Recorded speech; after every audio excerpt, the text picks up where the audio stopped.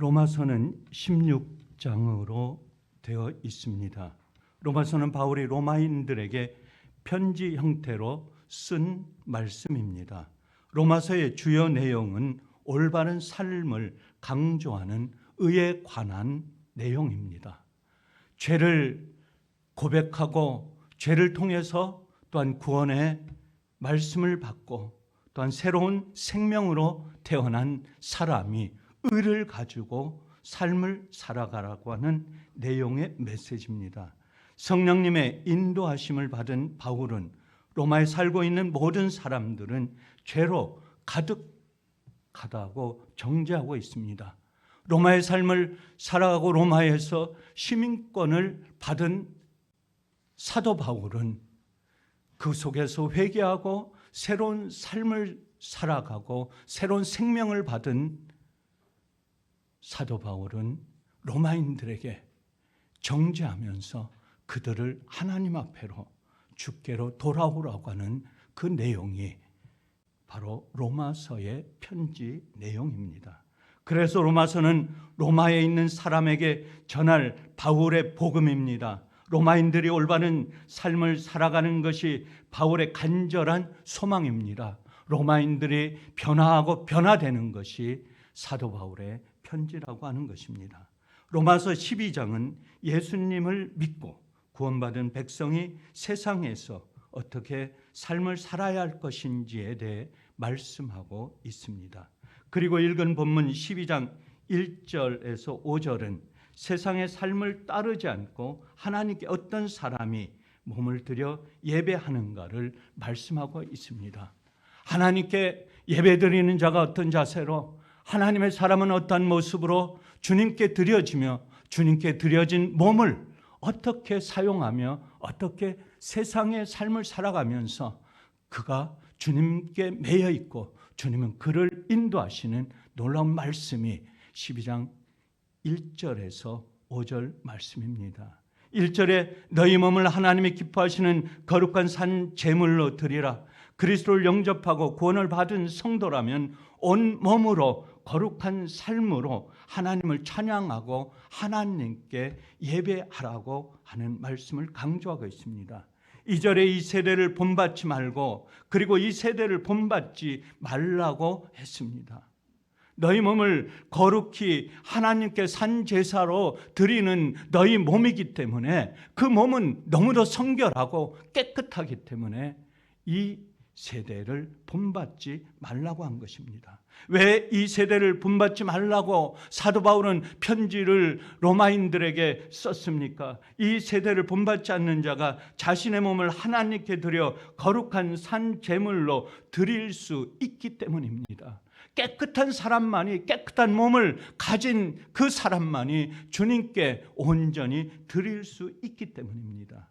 이 세대를 본받지 말라. 이 세대는 무엇을 말하고 있습니까? 이 세대는 사람의 눈에 보이지 않는 악한 영이 지배하는 세상입니다. 이 세대는 악한 영이 우리를 엄습하고 우리를 뜯어먹고 우리를 향해서 강하게 제어오고 옥죄오고 우리를 유혹하는 그 세대가 바로 이 세대입니다. 과거의 로마의 시대, 그 세대가 바로 현재를 살아가고 있는 우리 세대요. 우리 세대를 살아가고 있는 다음 세대, 우리 자녀 세대가 삶을 살아갈 수밖에 없는 그 세대라고 하는 것입니다.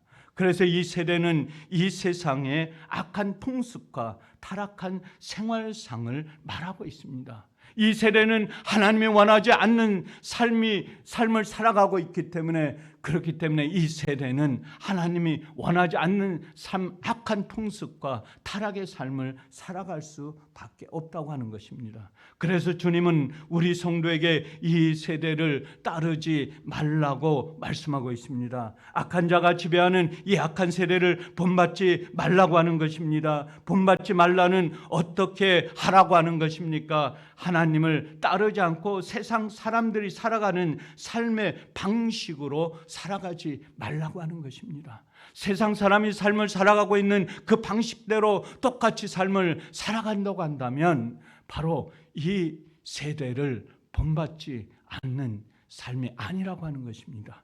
이 세상과 똑같이 삶을 살아가고 있는 사람은 바로 그리스도인의 삶이 아니라고 하는 것입니다. 세상이 흘러가는 대로 살아서는 안 되는 것을 강조하고 있습니다. 성령의 능력으로 세상의 물질을 넘어 죄악의 파도를 헤치며 나아가는 성도의 삶이 되어야 한다는 것입니다. 이것이 세상을 이기는 삶이요, 이 세대를 본받지 않는 삶입니다. 또한 이 세대를 본받지 않는 삶은 무엇을 말하고 있습니까? 이 세상의 풍속을 따르지 않는 것입니다. 에베소서 2장 2절 말씀에 너희는 그 가운데서 행하여 이 세상 풍조를 따르고 라고 말씀하고 있습니다. 사도 바울은 우리가 구원받기 이전의 삶을 세상 풍조에 비유합니다. 우리가 주님을 믿고 따르기 이전에 믿지 않는 그 상태에서는 주님을 따르지 않았습니다. 주님을 믿지 않았습니다. 그러므로 우리의 삶은 어떠했습니까? 세상 삶에 녹아 있습니다. 세상 풍조, 세상에 얽매이면서 살아갈 수밖에 없습니다. 물질을 따르고 물질의 노예가 됩니다. 권력을 따르고 권력의 시녀가 됩니다. 종노릇합니다. 세상 유혹 속에서 삶을 살아갈 수밖에 없는 그것이 바로 세상 풍조라고 하는 것입니다. 구원받기 이전 허물과 죄로 죽어 있었을 때에 우리는 이 세상 풍조를 따라갈 수밖에 없었습니다.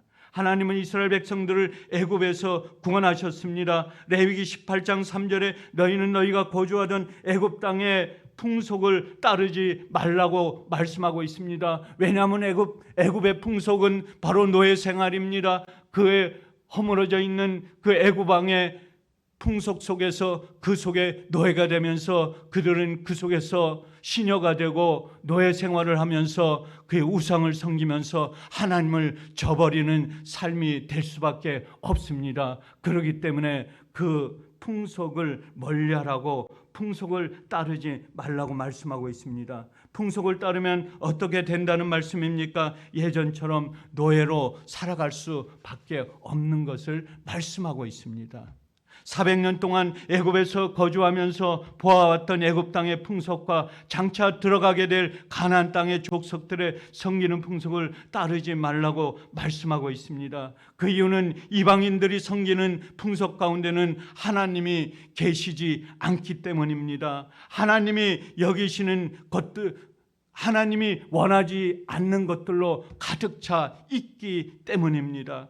그리고 그 결과는 더 많은 불안과 두려움을 갖게 되며 그들은 노예로 살아가기 때문입니다. 왜냐하면 하나님의 없는 세상, 하나님을 멀리하고 하나님이 떠나 있는, 보이지 않는 그 하나님이 내 앞에서는 노예가 될 수밖에 없습니다. 그 보이는 앞에 권력, 보이는 앞에 힘, 그 물질의 노예가 될 수밖에 없는 것이 이스라엘 백성의 모습이고 바로 세상을 살아가는 약한 저희들 삶이 되는 것입니다.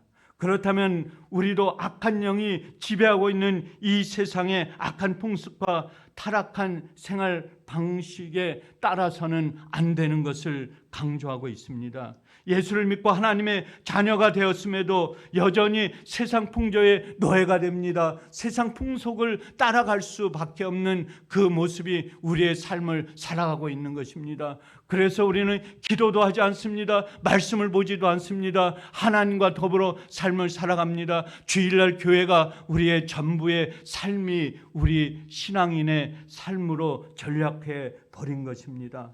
내일에 대한 두려움 때문에 우리는 무당을 찾아가기도 합니다. 타로를 통해서, 정계를 통해서 우리의 몸을 거기에 맡깁니다. 사주팔자를 보면서 우리의 삶은 피폐한 삶으로 거기에 노예가 되는 것입니다.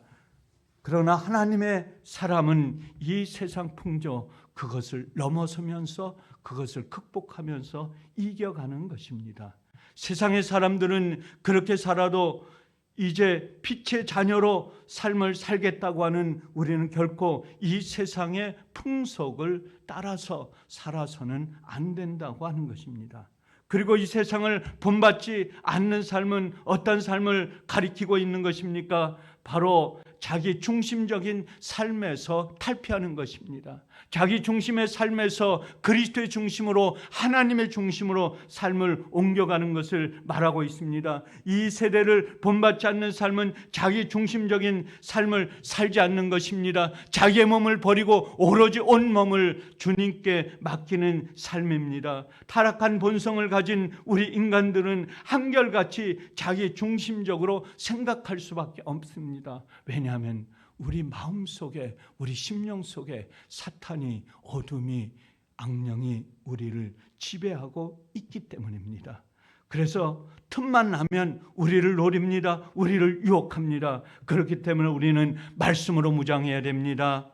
하나님의 찬양으로, 하나님의 기도로, 하나님의 성령 갑주를 입으면서 무기로, 주님의 무기로 우리를 무장해야 됩니다. 그리고 우리는 그 속에서 삶을 평화롭게 삶을 살면서 우리를 하나님 앞에 맡게 하는 것입니다. 우리의 모든 일을 자기 중심적으로 생각하고 이기적으로 행동하는 것이 이 세상을 추구하는 가치가 되고 우리의 모든 것의 문화로 바뀌어버린 것이 이미 우리의 세상을 지배하고 있는 악한 영의 세대라고 하는 것입니다. 예수 믿는 사람들 역시 우리 중심에서, 자기 중심에서 벗어나지 못하고 있습니다. 하나님 중심으로, 말씀 중심으로 옮겨간다고 하는 것은 굉장히 힘듭니다. 우리의 사고 논리가 우리를 지배하고 있기 때문입니다.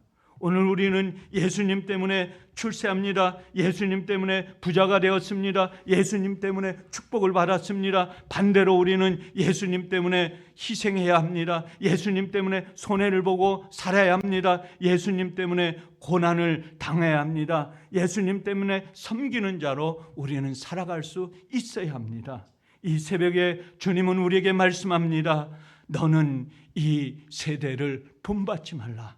주님을 따르라. 주님과 함께 삶을 살아가라. 너 자신만을 생각하지 말고 조금 손해를 봐도, 조금 해를 당해도, 조금 세상 속에서 박해를 받아도 오직 주님, 오직 그리스도를 붙잡으라고 주님은 말씀하고 있습니다. 예수님이 그렇게 사셨던 것처럼 때로는 바보처럼, 때로는 힘들게 고통하게 삶을 살아갈 수 있어야 됩니다. 그것이 우리 주님께서 우리에게 주신 명령입니다. 우리의 사명입니다. 우리가 삶을 살아가는 이유인 것입니다. 이 세대를 본받지 말라고 하는 것이 물질, 만능에 빠지지 말라고 하는 것입니다.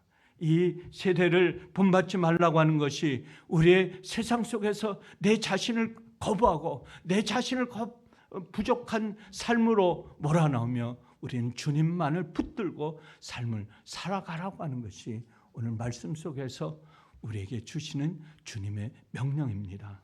고난 시간입니다. 우리 사순절 시간에 우리는 더욱더 우리 자신의 몸과 마음을 제어해야 합니다. 우리는 그 속에서 우리의 삶을 주님 앞에 십자가 속에 우리를 박으면서 주님이 흘리신 십자가를 바라보면서 우리의 구원해 주신 주님을 바라보면서 세상 속에 어둠 속에서 고통 속에서 하나님을 알지 못하는 노예로 삶을 살아가는 세상 백성들에게 우리 주변에 하나님을 우리 모르는 이웃에게 주님의 복음을 전하면서 주님의 십자가를 바라보라, 주님의 성령을 바라보라, 주님의 능력을 바라보라. 우리의 구원주는 예수님이시다, 그리스도이시다, 하나님이시다.